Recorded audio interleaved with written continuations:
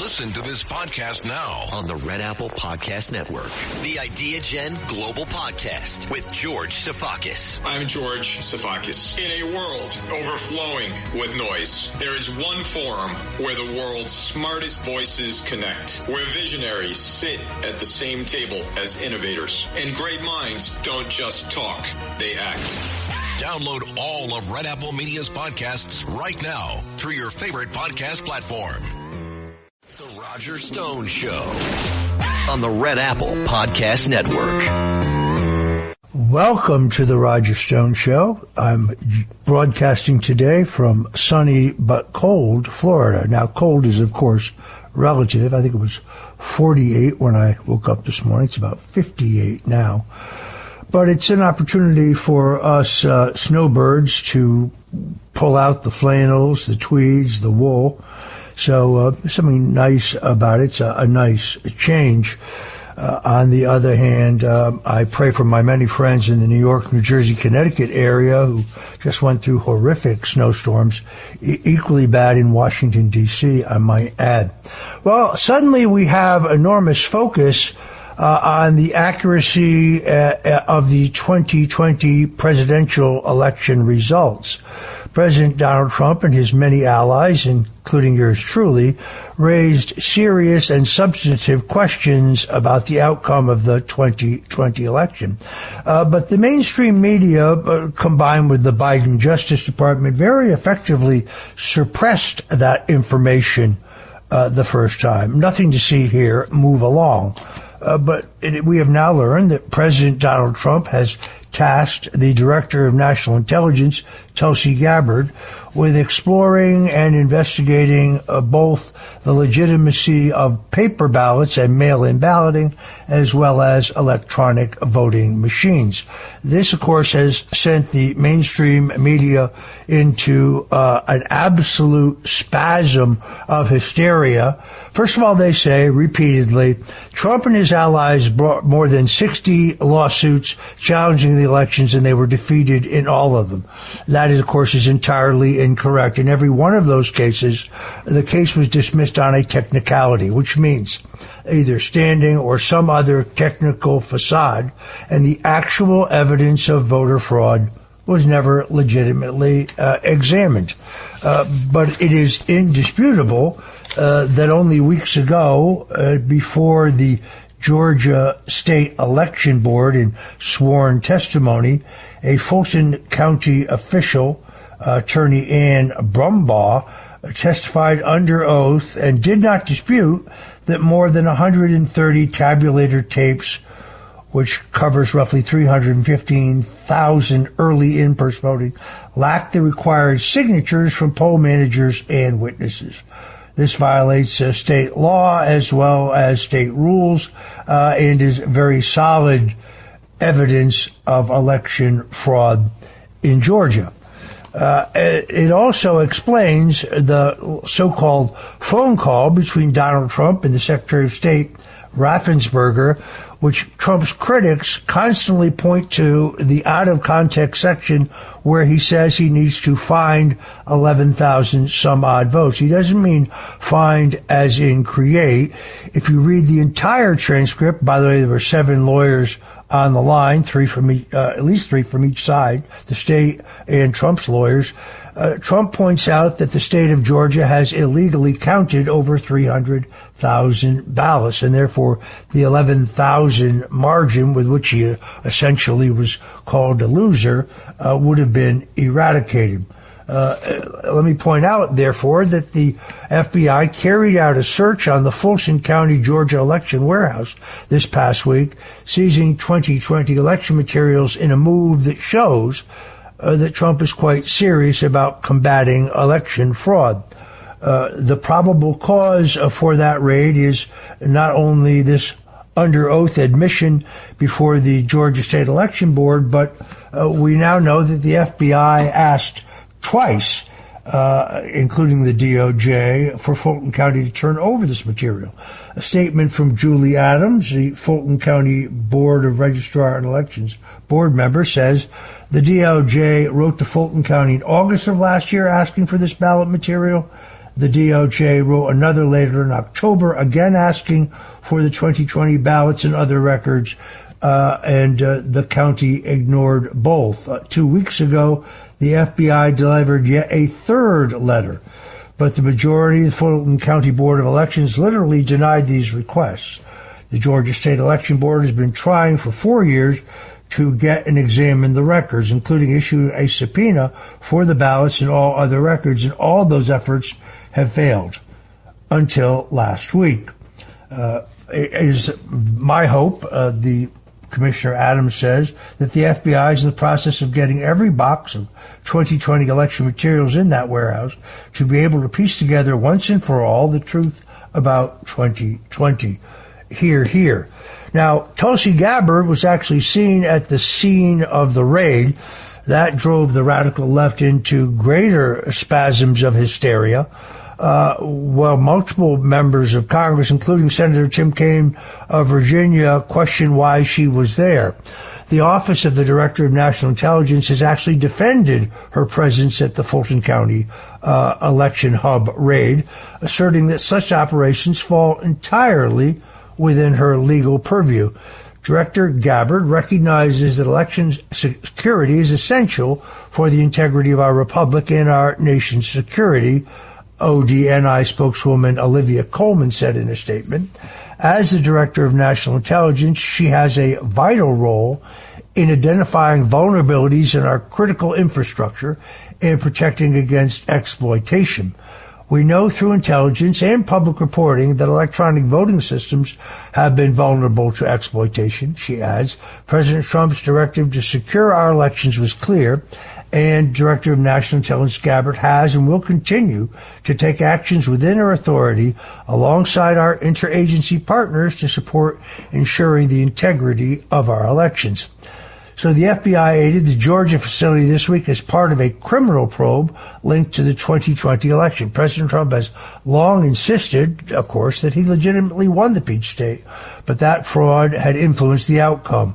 The scope of the investigation remains unclear. Gabbard's presence, however, attracted scrutiny and attack from Democrat lawmakers, including Senator Tim Kaine. You've probably forgotten him. He was Hillary Clinton's running mate for vice president. He wasn't quite as colorful as Tampon Tim Walz, who ran with Kamala, but he opined that Tulsi Gabbard's involvement suggested the Trump administration was engaged in election interference. Why did Tulsi Gabbard take place in a raid on an elections office? We need to step up to protect our elections from this administration's meddling. This would be laughable if it wasn't so absurd. No, Senator Kaine, it was the Biden and Obama administrations that have now been proven to interfere with the election. I don't need to remind our listeners that it was Tulsi Gabbard who, as the Director of National Intelligence, declassified all the documents that showed that Joe Biden, Barack Obama, Joe Biden, Susan Rice, the National Security Advisor, James Clapper, the Director of National Intelligence, James Comey, the FBI Director, John Brennan, one of the true ringleaders, the Muslim convert, Islamic convert, and Director of the CIA, Andrew Weissman, the most epically corrupt prosecutor in U.S. history, Robert Mueller. They are the ones who engaged in a seditious conspiracy to overturn a legitimate election. They're the ones who have interfered in this election. I believe that actions were taken shortly before the 2024 election to invalidate what I continue to believe is Venezuelan interference in our elections. Now, it's funny if you go to ChatGPT or Grok or any of the popular AI outlets and you ask them about evidence of Venezuelan interference in our elections through their ownership of Smartmatic machines and Sequoia voting systems, or if you ask them about reports that Connect, a Michigan-based company running out of L.A., but exposed by True the Vote, some friends of mine, amplified the fact that Connect had clear ties to the Chinese Communist Party and that this compromised U.S. elections, potentially enabling interference. If you look these things up on AI, you will see a concerted attempt to debunk them or discredit them when, in fact, an extensive piece written by Patrick Colbeck, this last piece that I saw regarding Venezuelan access to the U.S. election systems. And, of course, we also now have evidence of the Chinese connection.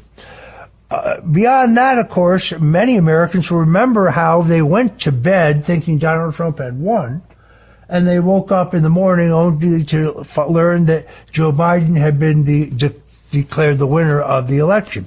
That Joe Biden, who was literally virtually a vegetable and not able to put in the kind of campaign hours or performances that Donald Trump did, the idea that he won 81 million votes was never credible.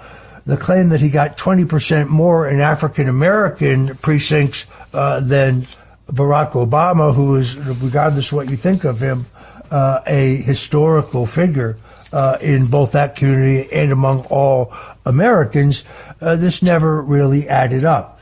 And now I think it becomes abundantly clear that Donald Trump, with the help of Tulsi Gabbard, is going to get to the bottom of the question of these elections. It's vitally important that we do so. I think there are three questions that should be asked. What happened in 2020? Why was it not repeated in 2024? And how can we ensure that the upcoming elections of 2026 are honest and fair? I think those are reasonable questions. And you can see the left going out of their minds, because those who conspired to steal that election, people like Andrew Weissman, people like Norm Eisen, and their colleagues, I think they see the noose tightening around their necks, figuratively, of course, when it comes to proving this epic fraud. I've been in American politics for 50 years.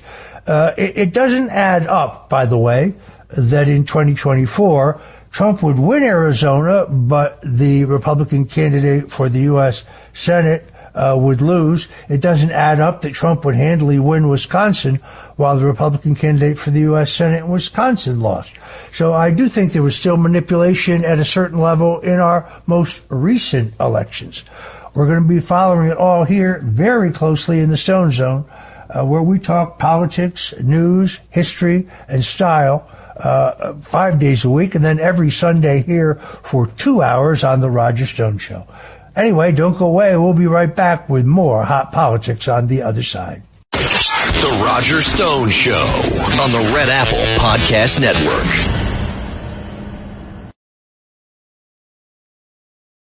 The Roger Stone Show.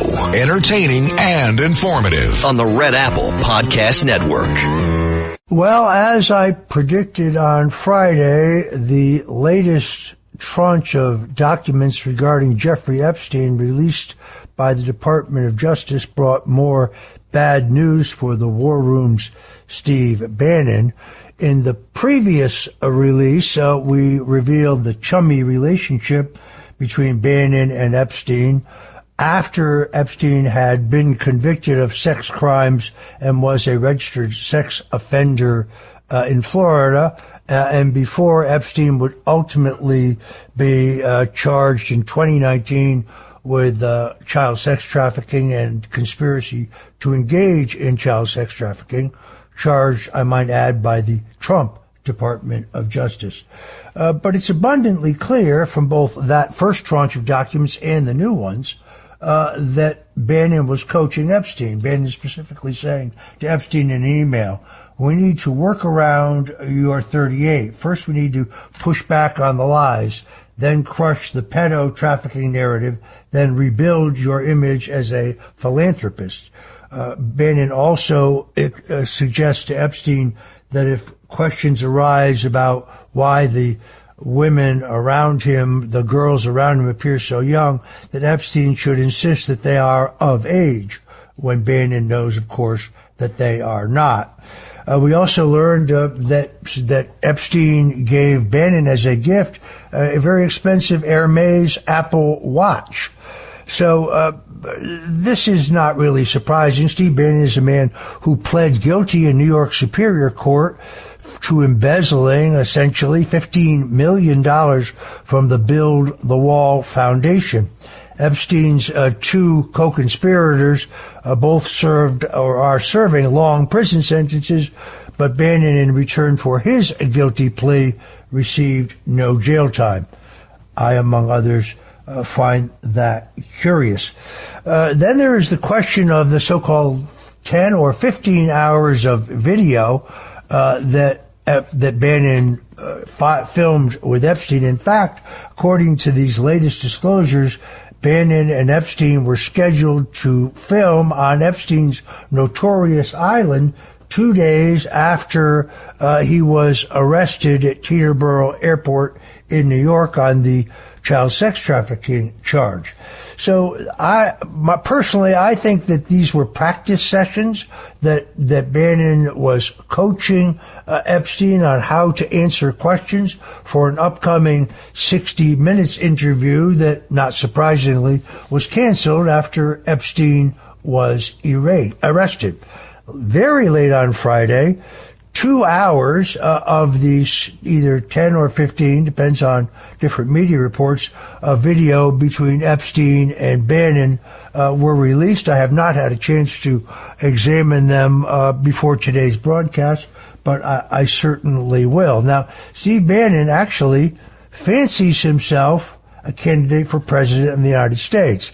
How he thinks he can run for president without people asking him about his relationship with Epstein or his relationship with the CCP, or his guilty plea to theft or fraud in New York State is really beyond me. And then secondarily, why someone who eschews bathing, someone who doesn't shave, doesn't wash their hair, rarely brushes their teeth, thinks that they would be a viable candidate for president is beyond me.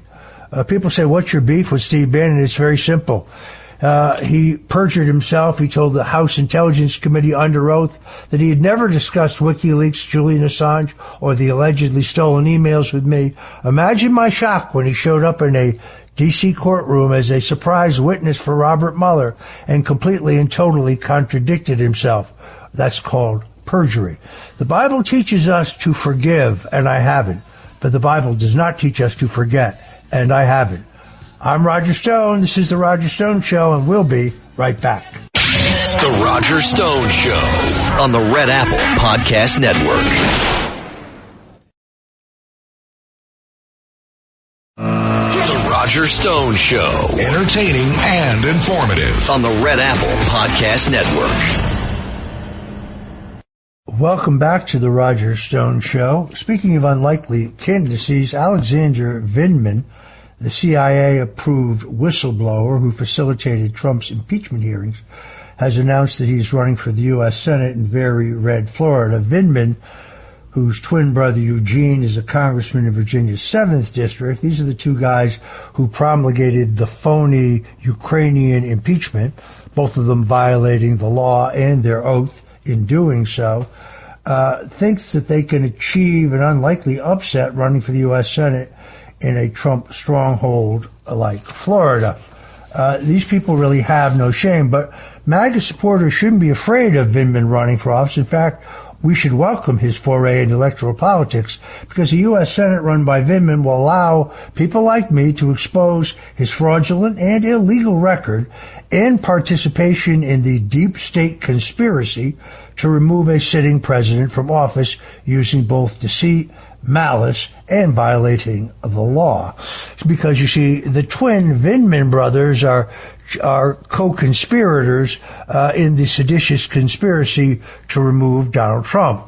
Vindman was never some heroic whistleblower that he was portrayed by the deep state and the fake news media. He very cynically fed information that he knew was false to now disgraced former Adam Schiff aide and CIA analyst Eric Ciaramella. Ciaramella was infamously exposed for his real position by a colleague, Sean Misko, who testified that Ciaramella told Misko shortly after Trump's election that we had to get rid of Trump and undermine his First America foreign policy as well as his national security agenda. So just days after he was sworn in, the Vindman brothers are already talking about how to get rid of him, according to Real Clear Politics. Vindman, then serving on the National Security Council, knew Ciaramella was the perfect patsy who would then launder this disinformation and serve as a phony whistleblower to destroy Trump. So he seized upon a call between Donald Trump and the Ukrainian President Volodymyr Zelensky, taking Trump's words out of context in an attempt to build the case against Trump, when all Trump was doing was inquiring about whether Joe Biden had, in fact, threatened to withhold $1 billion in aid to Ukraine unless Joe Biden fired the Ukrainian prosecutor who was investigating Burisma and Joe Biden's son, Hunter. So Vindman fed Ciaramella the information needed for the media to make him a phony whistleblower, and the conspiracy was afoot. Vindman was the person on the call who went to the whistleblower after the call to give the whistleblower information he needed, disinformation, to file complaint. Then sitting Congressman Lee Zeldin pointed this out on the floor of the U.S. House. Although it was actually Adam Schiff, now a senator from California, who coordinated the whole phony whistleblower plot to create the impeachment circus meant to oust Trump.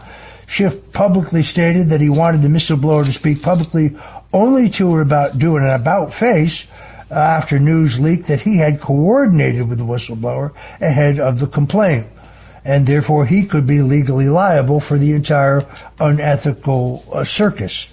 It became clear that the main witness in the impeachment case were career bureaucrats who were in fact responsible for the entire investigation to begin with. By the way, no one here had an audio tape, so all of this testimony was secondhand.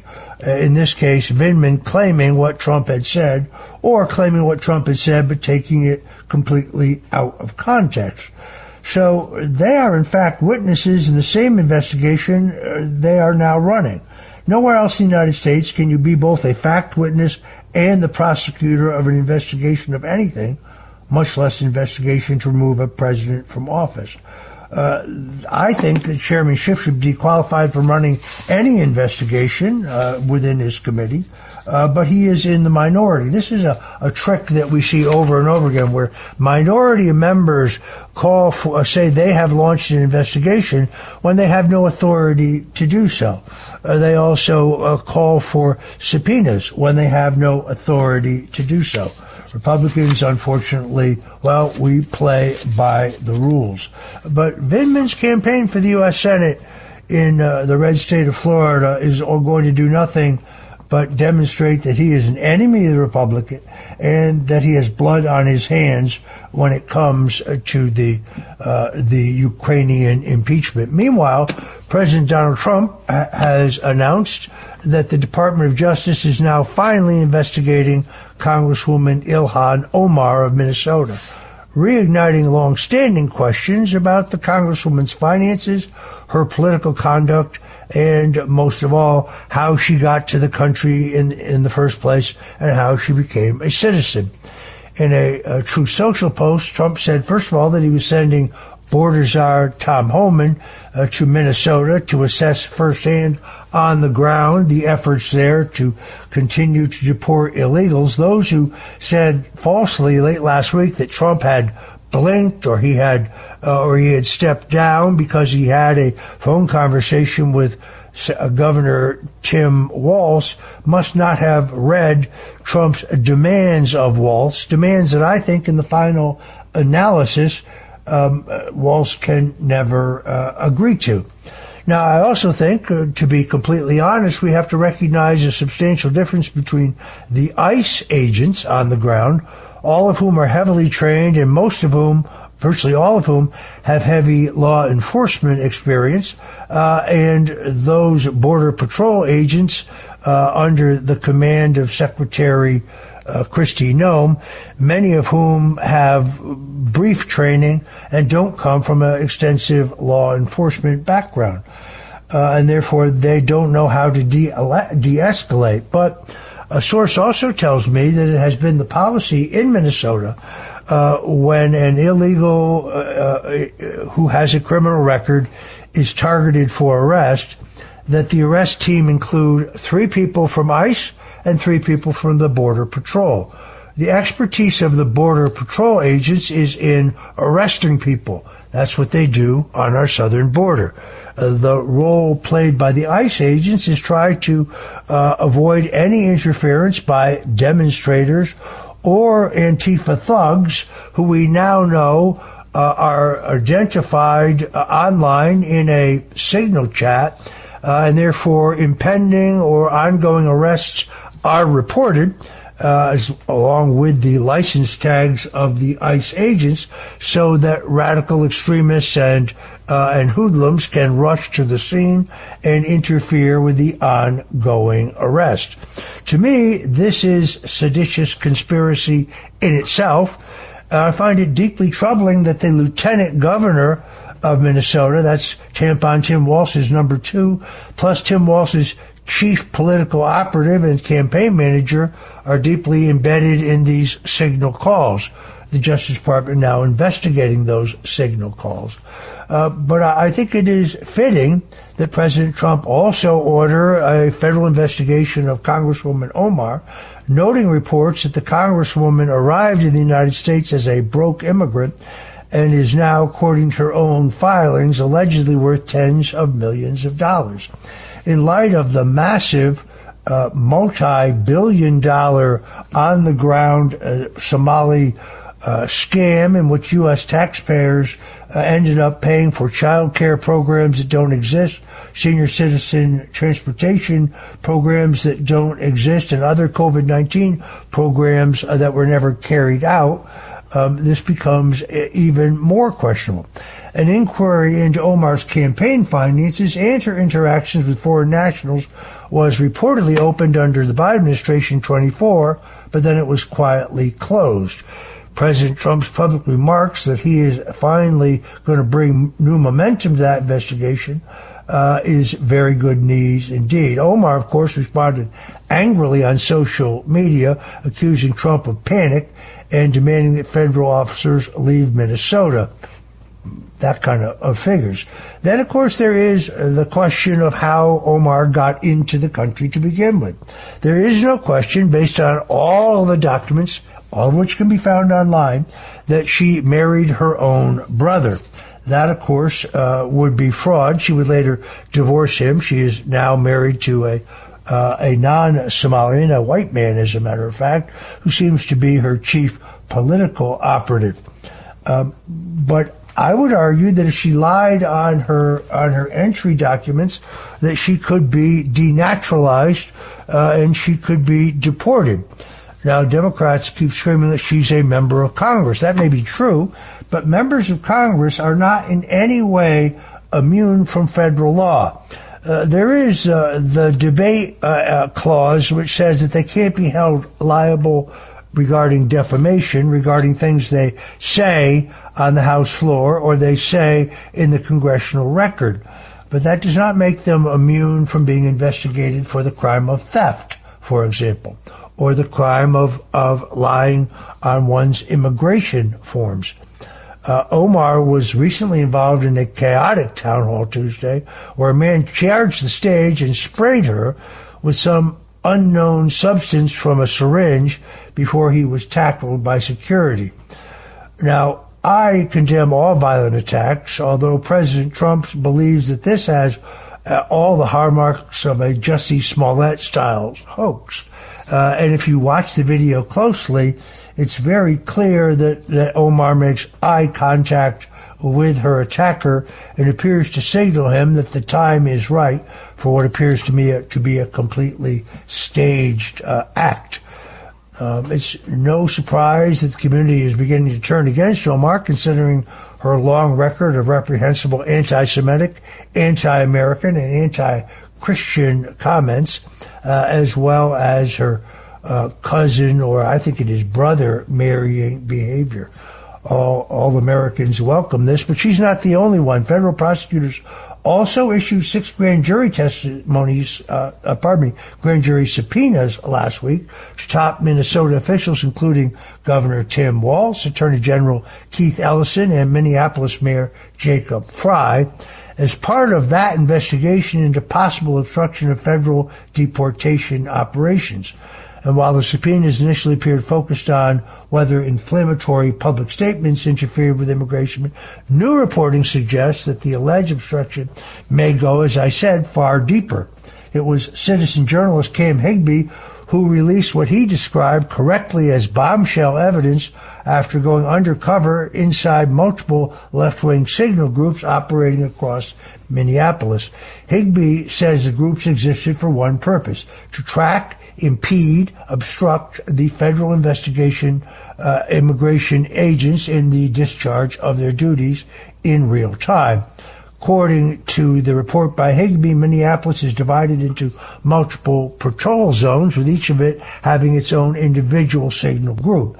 Activists allegedly run mobile patrols to hunt for suspected federal vehicles, logging license plates into this shared database of known federal assets.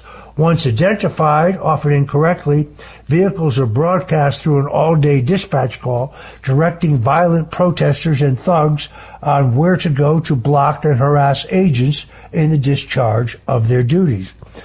So we're up against a military-style, well-oiled insurrection. This is not some indigenous, spontaneous, peaceful protest. But the real question that I think most Americans want to know is, what did Governor Tim Walz know, and when did he know it? And to what extent is he using the issue of the efforts by the Trump administration to arrest and expel illegal immigrants with criminal records, either in their home of origin or here in the United States, to distract from the multi-billion-dollar fraud going on in his state, in which taxpayers are being fleeced largely by those in the Somali community. I'm Roger Stone. We'll be right back with The Roger Stone Show, so don't go away. The Roger Stone Show on the Red Apple Podcast Network. The Roger Stone Show on the Red Apple Podcast Network. You know, President Donald Trump has joked about the possibility of Greenland becoming our next state, our 52nd state. But the truth is, I think the answer lies just north of us. Under the Canadian Constitution, any province is like a state in the United States, can declare its independence by a simple majority vote of the voters in that province. And there are active operations by citizens in both Saskatchewan and Alberta to do exactly that. Now, Saskatchewan is substantially smaller than Alberta, but it is interesting that both Saskatchewan and Alberta are the two wealthiest provinces in the Canadian makeup. In other words, natural gas, oil, and particularly rare earth minerals. A bombshell report from the Financial Times is fueling fresh outrage in Ottawa after revealing that Trump administration officials have had talks with Canadian separatists seeking to free Alberta, which is Canada's oil-rich western province, away from the psychotic liberal national government. The people in Alberta and Saskatchewan are tired of paying for the people in the East who produce little other than an authoritarian government that wants to take away your gun. The fact that, according to the report, officials within the Trump administration discussed the actual possibility of a $500 million loan to Alberta as part of the broader push for sovereignty, with one source claiming the goal could be eventual U.S. statehood. This revelation follows Trump's recent social media posts depicting Canada jokingly as part of the United States, and once joked about Prime Minister Trudeau being governor. But he's long gone. The country is now headed by the Canadian Prime Minister Mark Carney, who, based on the Epstein records, visited Epstein's Island a number of times. Not surprising. Carney, speaking at the World Economic Forum in Davos, accused Trump of destabilizing the global order, declaring that there's almost nothing normal in the United States now. President Trump responded forcefully, reminding Canadians that their country lives because of the United States and receives a lot of freebies from U.S. taxpayers.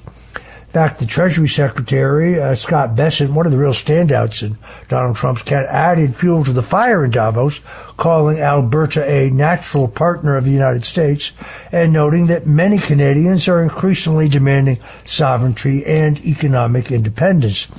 So the separatist Alberta Prosperity Project is now reportedly seeking follow-up meetings with the U.S. State and Treasury, requesting a $500 million credit facility, U.S. recognition, and pipeline routes that would bypass regulatory roadblocks. While the State Department has acknowledged these meetings, it's just no commitments were yet made. I think they should be. Here is a geographic reality. If Alberta and Saskatchewan were both to secede, become independent, and ultimately win statehood, from the Canadian border all the way up to Alaska would be the United States of America. Beyond that, I continue to be revolted by those on the left who continue to raise question about President Donald Trump's health and energy because they note bruises on his hands, or they say that there's some swelling in his ankles. He has taken all of his medical tests and made them public. He has voluntarily taken cognitive tests, which he has taken voluntarily, and they prove that he has extraordinary mental acuity, which is, of course, crucial for the job. What's amazing is that those who are questioning Trump's health on the basis of nothing whatsoever are the same people who insisted to us that Joe Biden was hale and hearty, sharp as a tack. That's what his Vice President Kamala Harris told us, when we now know that was a hoax. I knew both Donald Trump's parents, Fred and Mary Trump. They were both productive into their 90s. President Trump's ancestry is Scottish and German. These are very, very tough people indeed. I've known Donald Trump for 50 years. He has superhuman energy. He'll call you very late at night or very early in the morning. And then even after he retires the evening, he works the phones and the internet. It is outrageous that they would question his health when they never questioned the apparent bad health and slipping mental acuity of Joe Biden. When we come back, C.J. Pearson, a conservative commentator and longtime friend of mine from Georgia, going to tell us what's going on there when it comes to the 2020 election re-examination. The Roger Stone Show on the Red Apple Podcast Network. Roger Stone Show. Entertaining and informative on the Red Apple Podcast Network. Welcome back to the Roger Stone Show. With all of these events unfolding in Georgia, I thought it would be good to get a first-hand perspective. That's why I called on my good friend C.J. Pearson. He's, of course, the host of the C.J. Pearson Show, a podcast and audio program that is heard across the country. I'm a fan. He's a long-time conservative commentator and activist, ran a valiant campaign in Georgia for the legislature, and remains a vital voice on the right. And he's still a very young man, so he has a great future. CJ, thanks for joining us. Roger, thank you so much for having me. So let's kind of start from the beginning. We had this FBI raid on the Fulton County Board of Elections warehouse. This is after Fulton County refused 3 polite requests from the Department of Justice to turn over election records. Why in the world would the Elections Board or Fulton County officials not turn over records requested by the Department of Justice and the FBI if they have nothing to hide? Roger, that's the exact question that millions of Georgians are asking here today. And I think the Democrats are in many ways telling on themselves by refusing to just simply answer these requests and to just, embrace transparency in this. If they have nothing to hide, why are they so upset about the FBI's actions? At the end of the day, it's so interesting to me that they're trying to frame this as a political action and try to frame, Tulsi Gabbard's involvement in this situation as political, when actually the DNI, the Director of National Intelligence, is tasked with securing the integrity of our elections. That is within her charge and within her duties. And so, this is something that I think has been a long time coming. I don't care if it's 6 years, 8 years later. At the end of the day, the American people deserve to know that their elections actually matter, that they count, that they are secure. And I'm glad to see the FBI taking the measures that they've taken to bring these questions to rest. I have to give credit to the mainstream media and the Democrats that pulled their chains. At the time, they did a superb job of suppressing any reasonable question about the elections. Again, the big lie. Trump brought as many as 60 lawsuits, and they were all defeated, when in fact, virtually every one of those lawsuits was dismissed on some technical grounds, usually standing, questionable rulings. But the evidence of election fraud in Michigan, in Georgia, in Nevada, in Arizona, never actually got examined in a federal courtroom. No, you're exactly right. None of these cases were actually dismissed on the merits of the evidence, many of which were dismissed based on things like standing, like you said. One of those lawsuits, actually, which was filed by, the Sidney Powell, Pearson versus Kemp, actually, in the state of Georgia, I was incredibly involved in. And that was another instance where they didn't look at the evidence. They didn't look at what we were bringing to their attention. They simply dismissed it because of a procedural and technical issue. And so, no, you're right. Many of these the evidence was never examined by a court of law. And so when the Democrats say, all of these lawsuits were brought, they were all dismissed, it was not because the court said that there wasn't a there. It's because they had some random technicality that they took issue with. And so these questions mean something. They matter because the integrity of our elections matters. That's what separates us from a third world, dystopia in the United States of America. But going even beyond that, it wasn't just the courts and the media colluding. It was also social media. If you question the election on social media, what would happen? You would be banned. You would lose your account. These are the days pre-Elon. I remember, when Parler was taken off of the App Store because they were so upset about what was going on here. And so, this is long overdue to have this transparency. And the fact that the Democrats are so upset and so scared says a lot. The other great outrage, of course, is the way Jack Smith and the Democrats turned the formation of an alternative electoral college slate, which has existed throughout our history in the election of 1877, particularly in the election of 1960. When there is a dispute within a state over election returns, a dispute that is supposed to be headed to court for adjudication, you preserve your rights by forming an alternative elective slate. In the event that you ultimately win that court challenge, those electors would then be seated in the Electoral College. Somehow, Jack Smith and his cohorts, particularly those at MSNBC, decided that this was somehow criminal. My good friend David Schaefer, former Republican state chairman there in Georgia, among others, who got jammed up ridiculously. If you read the minutes of the Georgia electors slate meeting, it says at the beginning that they are forming only to protect their legal rights in light of potential litigation. That's not a crime, but they made it a crime. Now, in Georgia, Fannie Wills brought that case, which ultimately collapsed. But those electors in Nevada, such as State Party Chairman Michael McDonald, a great man, or Jesse Law, the former Clark County chairman, both electors, they continue to face charges and will actually have to go to trial to prove that they didn't do anything illegal. Yeah, you're exactly right. And Roger, I was intimately involved in that situation as I was one of the nominees in 2020 for the state of Georgia. The only thing that prevented me from being prosecuted at the time is that I was away at college at the University of Alabama Otherwise, I would have been in the same situation in the crosshairs of Fani Willis as my also good friend David Schaefer was. And it's actually terrible to see how much of government resources and taxpayer dollars were spent going after Americans who are simply trying to stand up for the integrity of our elections. Imagine if those same FBI resources were used and going after the fraud that we're seeing in Minnesota. These wouldn't be new revelations. It wouldn't have taken a Nick Shirley to get to the bottom of what we are seeing there if we actually had an FBI that was geared towards going after real fraud and abuse instead of targeting Americans simply for supporting President Trump and his policies.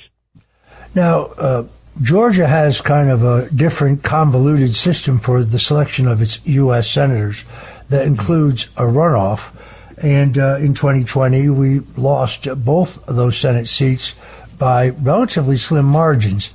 Do you believe that, or is there evidence of fraud or other abuse or irregularities in those elections or not? I think that's what we're going to learn from these investigations that we're seeing in the FBI is leading right now. And I think, again, if there wasn't a there, I don't think the Democrats would be panicking the way in which they are. I think the fact that they are so resistant to the transparency of the situation, they're so resistant to anyone even looking and asking questions about this, indicates that there's something worth asking. There are questions worth looking for the answers to. And so I think that we'll know that answer soon enough. And I hope and I urge, Pam Bondi, Kash Patel, and all the good folks at the FBI to do all that they can to get to the bottom of this. One of the things that disturbs me as I go out, as I know you do, and speak and meet people and do interviews is the defeatist attitude among some Trump supporters and some Republicans about the 2026 election. I think they misunderstand the volatility of American politics today. In this age of absolute hyper mass communications in which everything becomes known instantaneously because of the internet, our politics can change very quickly. Now, it's also interesting that there is a trend. Gallup shows 47% of Americans say they don't identify with either Republicans or Democrats. That is an all-time high number that shows that same mental attitude that I think gave rise to Trump's election in 2016. When the American people got tired of dynasties, they wanted neither the Bushes nor the Clintons. They no longer trusted government. They no longer trusted either party. They no longer trusted the media. That's the most important development. Yeah. But people began to see that mass media did not always, or rarely, tell them the truth. I still think the 2026 elections are up for grabs. I think Republicans will have an enormous financial advantage, and that's important because it takes paid advertising to inform the people that what they're getting on ABC, NBC, CBS, CNN, MSNBC, and the rest of the fake news media is false. It allows you to communicate at a higher level to take away that built-in advantage the Democrats have of the fact that their narrative, no matter how phony or thin, will always be reinforced by the fake news media.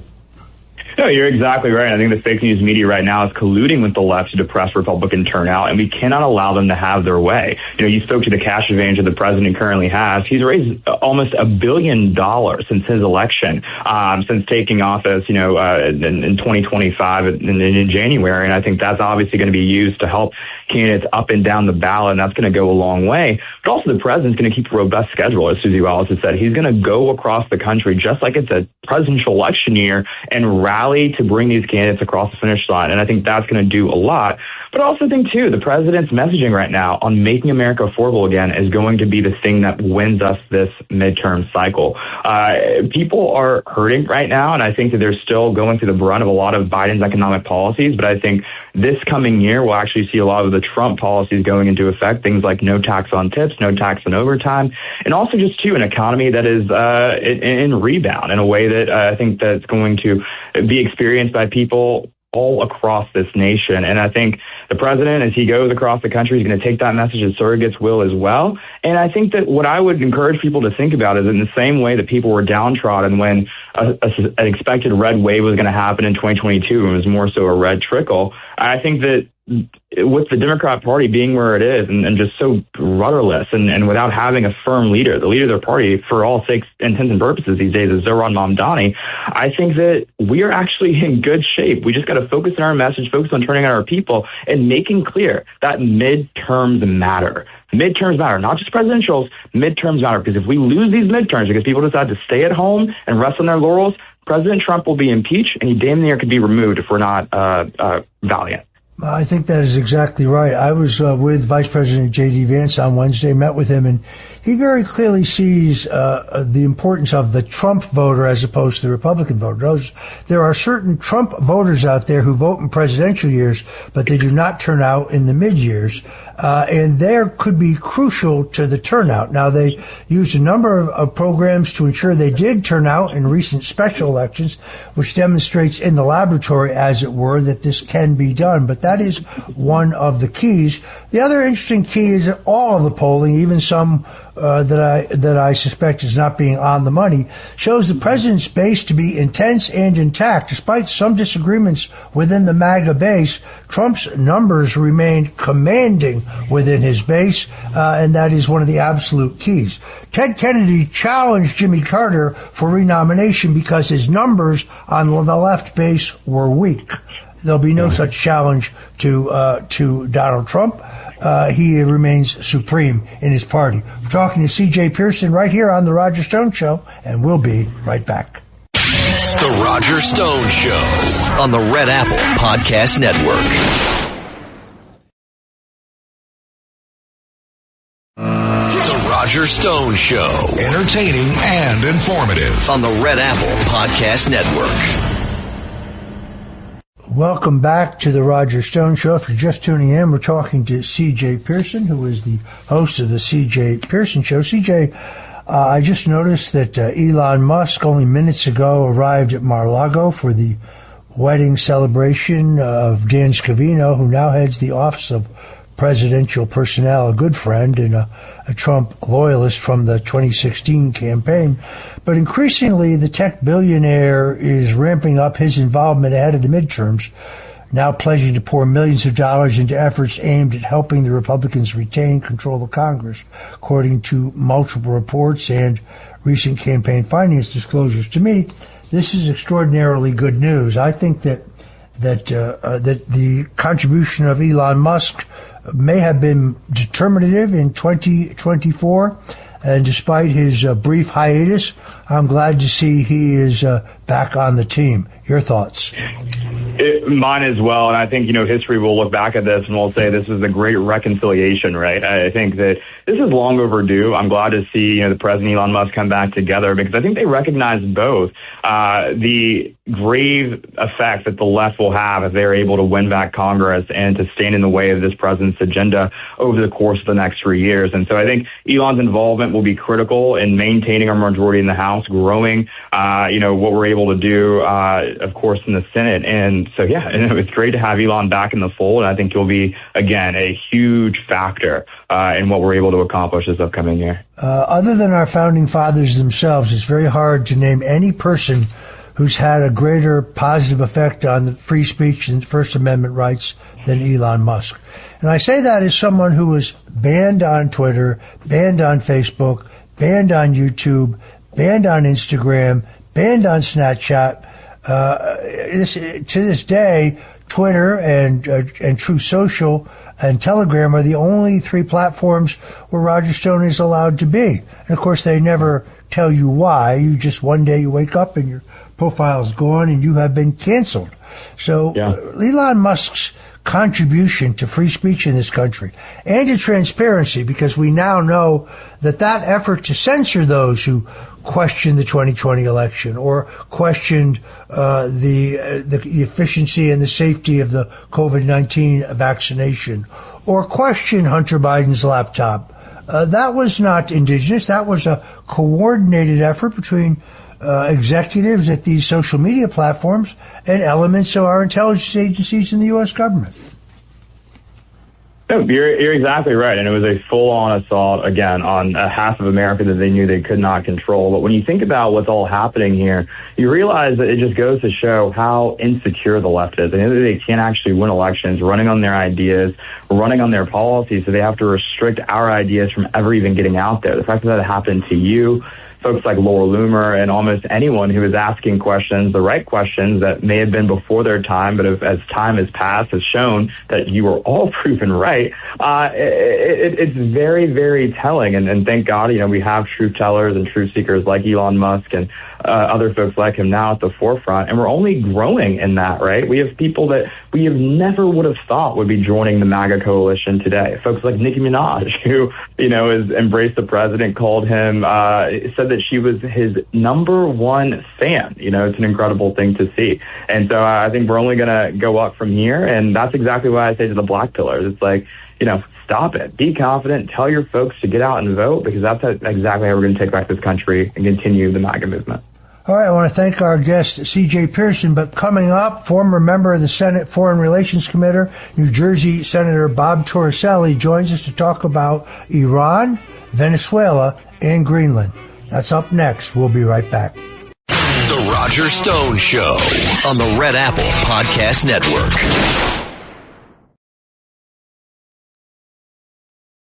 The Roger Stone Show on the Red Apple Podcast Network. Welcome back to the Roger Stone Show. Joining me now is former New Jersey U.S. Senator Bob Torricelli. Bob Torricelli was first elected to the U.S. House, where he served 6 terms before being elected to the U.S. Senate in 1996. While in the U.S. Senate, he served on the Senate Finance, Government Affairs, Foreign Relations, Judiciary, and Rules Committee. But it is today our focus on foreign policy because as a former member of the Senate Foreign Relations Committee, Senator Torricelli is a leading expert on both Middle Eastern and Latin American policy issues. He is a hardline anti-communist, particularly in this hemisphere, where he essentially wrote the current law that enshrines the Cuban embargo. And he is an expert on not only this hemisphere, but has had long relationships and communications with the democratic resistance in Iran. Senator Torricelli, last time you were on the show, we had the greatest ratings I think we've ever had on a Sunday. I'm really delighted that you could join us again. Thanks, Roger. I look forward to it and always enjoy it. Thanks for having me. So let's start in an unlikely place, and that is Greenland. Greenland, the president has expressed, obviously publicly, that Greenland plays a strategic role in our national security. He's made it very clear that at a minimum he would like to see the independence of Greenland. And of course, he has said, perhaps jokingly, perhaps not, it should be our next state.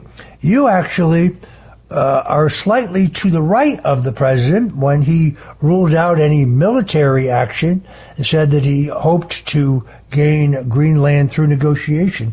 Tell us about the strategic importance of Greenland, why this isn't just jingoism. There's a legitimate reason why Greenland should be under U.S. control.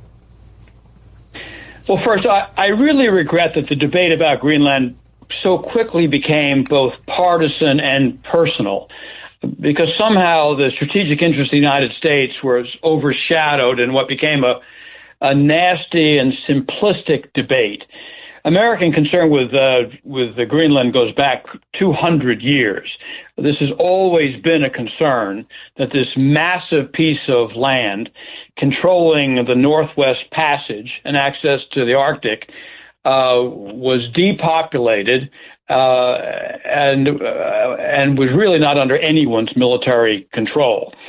The arguments that I would make today for Greenland are not any different than FDR made in 1942 when the United States invaded and occupied Greenland because of concern about it falling into German hands. A foreign adversary with control of Greenland, as I say, not only would control water passages through the Northwest and to the Arctic, but would be a massive advantage as controlling air access because of possible bases. It cannot be in foreign hands. My view is what got lost in this is, if I had been advising the president, it would have been this. In the 21st century, first of all, there should be no colonies in North America. The idea of having a European colony in North America in the year 2025 is absurd. And second, while we all agree in the will of people to determine their own futures, the fact of the matter is, for all practical purposes, Greenland is unpopulated. There's 50,000 people, so there's probably 25,000 adults. The population is falling by 20% per decade. There is no population. That's less people than in a small New Jersey town. So the question is, what does this mean for American security? And I think it's central. Now, add to that the fact that we are in a desperate situation, and I'm not overstating it, with these rare materials. Let's just call a spade a spade. The United States went eyeball to eyeball with the Chinese on processors for artificial intelligence versus rare materials, and we gave in. We gave them the NVIDIA chips in order to keep the flowing of rare material. If we are going to defend this country and be economically competitive, we need these rare earth minerals. Greenland has them. The United States has a limited supply, and it just adds on to what otherwise, I think, militarily is a compelling situation. Yeah, no, you're absolutely right about this. We have been asleep at the switch as the Chinese have gotten access and control of rare earth minerals in Africa, in South America, in Central America, in Eastern Europe, and elsewhere in Asia. President Trump has a very aggressive task force, and we are now openly competing in this marketplace, but we are definitely playing catch-up ball. As I said earlier on the show, both Alberta and Saskatchewan, where you have active secessionist movements, both of which could become independent, are both very rich sources of rare earth minerals. In fact, the greatest single depository of potash in the world happens to be in Saskatchewan. So I think you identified... It is in Canada. And Roger, just so your audience understands, this isn't a question that we couldn't make a cell phone. We couldn't make a jet engine or electronics for a fighter plane. We couldn't make a missile. We could not defend the United States. In the Second World War, the Japanese were able to control the supply of rubber to the United States. We panicked because we wouldn't be able to make vehicles. This is 100 times more important.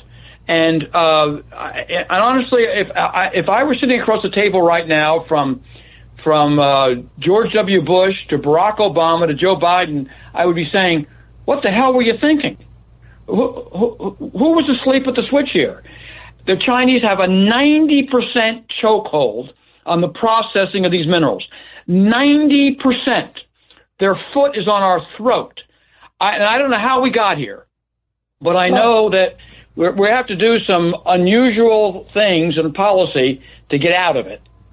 The same people who decided that we should have many of our most popular and most effective, most necessary pharmaceuticals made in China, which makes no sense whatsoever. Exactly right. No one was paying attention. But on the issue of Greenland, it goes back to you almost couldn't make this up. So the European position, as I take it, is if the United States were to claim Greenland because it's vital for our joint economic future, the United States and Europe, that it be developed, and second, for our own defense of the Arctic and the Northwest, they would punish us by breaking up NATO. I mean, you almost couldn't make this up. So let me get this right. Make my day. You don't like our policy, so you're not going to allow us to pay for your defense anymore.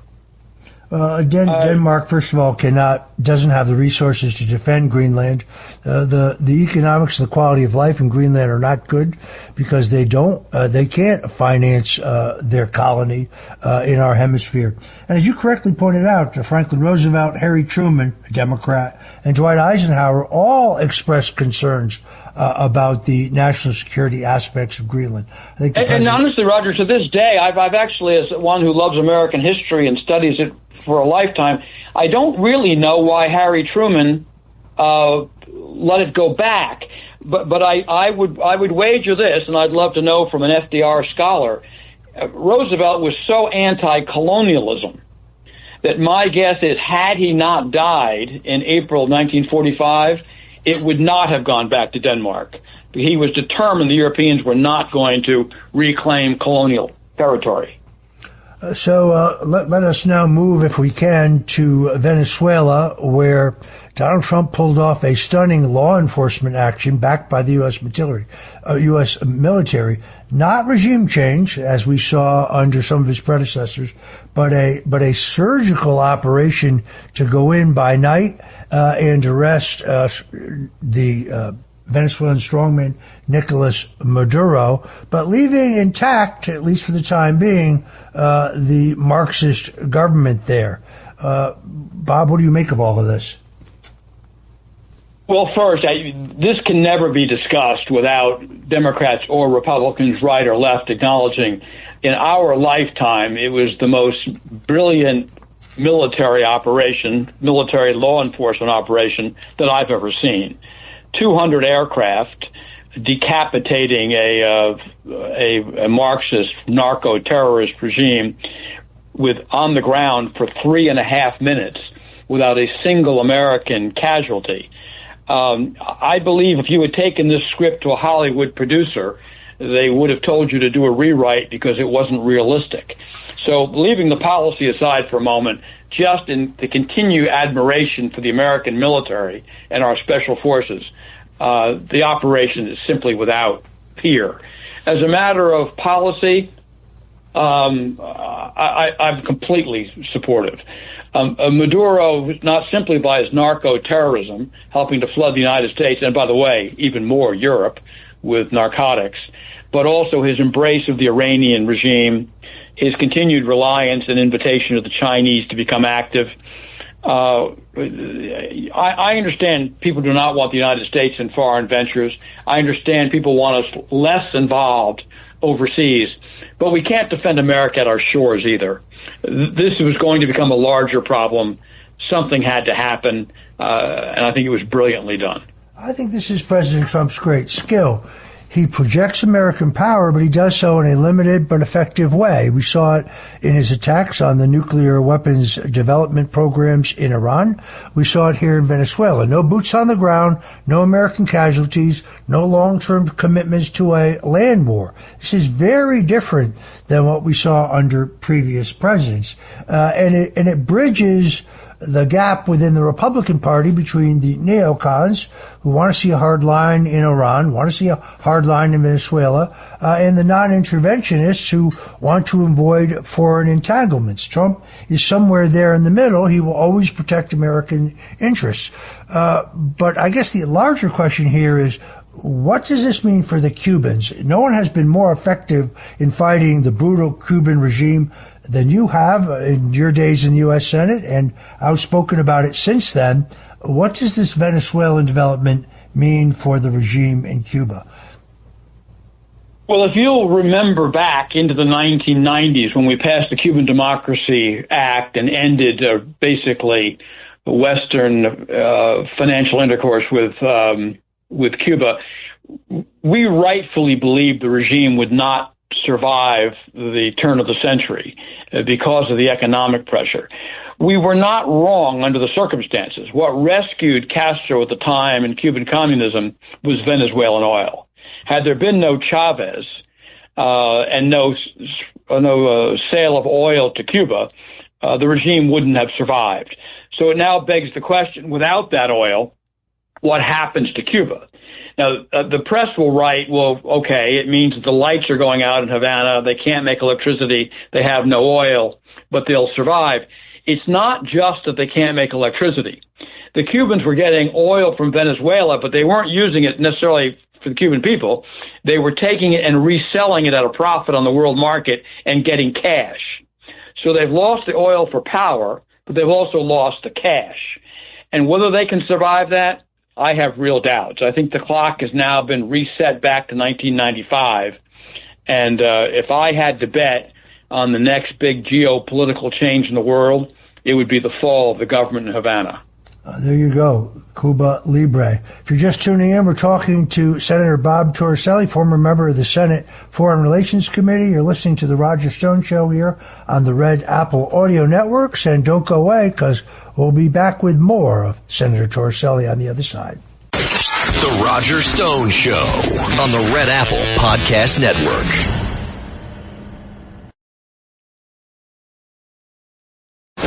Roger Stone Show. Entertaining and informative on the Red Apple Podcast Network. If you're just tuning in, we're continuing our conversation with Senator Bob Torricelli, who was elected to the U.S. Senate initially in 1996, considered a leading expert on both Middle Eastern and Latin American policy due to his service on the Senate Foreign Relations Committee. Senator, we now have to turn our view to a subject on which you are indeed expert, and that is Iran. You have long been an outspoken advocate for the democratic forces in Iran and against the brutal regime there. We learned just this week that the estimated number of deaths at the hands of the Ayatollahs is far, far higher than we thought it was. How is this all going to play out? Well, first, Roger, I understand some of the divisions in America about policy going forward. So let's start with this. I think we all accept the change of government in Iran is up to the Iranian people. And the sacrifices that are going to be coming in coming weeks and months is going to be from Iranians. But we can't conclude that this is not in the strategic interest of the United States. I strongly believe you do not sacrifice American lives or American fortune unless it is in the strategic interest of our country and narrowly defined interests. But Iran not getting a nuclear weapon, Iran not getting ballistic missiles that can attack Europe and someday the United States, not funding Hezbollah that attack American ships and American soldiers, these people, this regime in Iran has cost hundreds, if not thousands, of American lives. So decapitating it, having regime change is in our national interest. But I think the president seems to understand, as I think most of us understand, that does not mean invading Iran. It doesn't mean sending an army to Iran. But if we can do things to tip things over the edge, and that is hundreds of thousands of people have taken to the streets of Iranian cities to topple this regime, somewhere between 5,000 and 12,000 have been murdered by their government. If in the coming days Donald Trump can hit targets of the Revolutionary Guards, their barracks, their bases, their weapon systems, and tip this over and do it without American soldiers on the ground, but help the people on the streets, it will be a worthwhile endeavor because there is an opposition, a democratic opposition, that is prepared to seize power and realign Iran with the civilized world and their nuclear program and the funding of terrorism, and bring in a secular democratic government. So if we can help from the sidelines by giving it a push, I hope we do. Yeah, I'm in agreement. The answer is not to go from theocracy back to a monarchy. I realize a lot of what I think is largely AstroTurf support for bringing back the son of the Shah. I think our betrayal of the Shah was a foreign policy mistake, but the Shah was equally brutal during his reign. The answer here is a Democrat. You're right. That's not going to solve it. That's not going to solve anything. No, but it is. But as you know, it is used by the regime as a false flag, is to say, oh, you want to return to the Shah. It is actually used against us. By the way, we will be flooded with bots. We will be flooded with bots this afternoon attacking us for questioning the legitimate claim of the return of the House of Pahlavi. That is most definitely, in my opinion, not the answer. But as by the way, Roger, some of the videos coming out of Iran are showing people chanting for the return of the Shah. If you actually speak with someone who speaks Farsi and you watch it, that's not what people are saying at all. They're dubbing it over people's voices. The principal support for the movement to bring back the Shah is coming from the regime itself, because they're creating this false choice that you've got the Ayatollah or the Shah. And the people of Iran do not want to go back to the dictatorship of the Shah. But that's not the choice. There's a democratic choice. The Shah's son is just being used. And the United States needs to be very careful not to fall into that trap. Yeah, I could not agree more. Rudy Giuliani, my longtime friend, been very, very articulate on this point, has suffered the same incoming from those who insist that only the return of the Shah would be just. We need a democratic elections ultimately in Iran. But I agree with you. I don't think the president has to do much. I do think some very strategic strikes, airstrikes, but the idea of boots on the ground or any kind of fulsome or full-fledged invasion, I don't think is on his dance card. I think highly, highly unlikely. All right, I'm afraid we have to wrap it up there. I want to thank our guest, former New Jersey Senator Bob Torricelli, former member of the Senate Foreign Relations Committee, for sharing his expertise with us today on Greenland, Venezuela, Cuba, and the situation in Iran. Thank you again for joining us today on the Roger Stone Show, where we talk politics, news, history, style, culture, and food. And until next Sunday, God bless you and Godspeed. Thanks for listening to The Roger Stone Show. You can hear The Roger Stone Show Sunday afternoons at 3. If you like the podcast, share it with your friends and listen anytime at WABCRadio.com and download the WABC Radio app. Hit that subscribe button on all major podcast platforms. Plus, follow WABC on social on Instagram, TikTok, Facebook, and X. See you next time for a new episode so you never have to wonder, what the heck is going on here? Every week, the Payne family cuts straight to the real financial story. The one question, Bob, everyone's asking is, are we in an artificial intelligence bubble? You've been through boom and bust. What do you think? No hype, no myths. Just what actually matters to your money. Does feel very similar to what we experienced in the 90s. Where are we, though? Are we in 1995, 1997, 1999? Listen to the Pain Points of Wealth on the Red Apple Podcast Network.